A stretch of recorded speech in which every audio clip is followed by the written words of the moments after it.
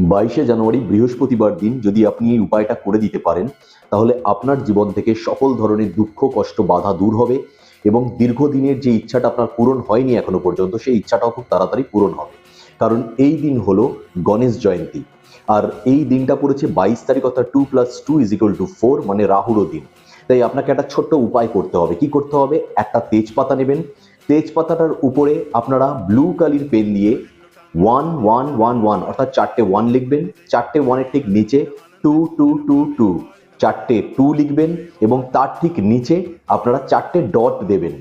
এবার সেই পাতাটাকে হাতের মধ্যে ধরে আপনারা ইস্ট বা নর্থের সাইডে দাঁড়িয়ে নিজের মনে সেই ইচ্ছাটাকে বলবেন এবং যে সফলতা আপনি জীবনে পাননি বা যেই বাধাগুলোর জন্য আপনি লাইফে এগোতে পারছেন না, সেগুলো কেটে যাচ্ছে, এই পুরোপুরি আস্থা রেখে আপনি গণেশজিকে জানাবেন মন থেকে। এবং অবশ্যই পজিটিভলি শ্রদ্ধার সঙ্গে এই উপায়টি করবেন এবং পাতাটাকে নিয়ে গিয়ে যে কোনো গাছের তলায়, গোড়ার মধ্যে, মাটির তলায় সেই পাতাটাকে পুঁতে দেবেন। যদি সত্যিকারেরই পূর্ণ আস্থা ও শ্রদ্ধার সঙ্গে আপনি উপায়টি করেন, আপনি কিছুদিনের মধ্যেই জীবনে পরিবর্তন অবশ্যই দেখতে পাবেন।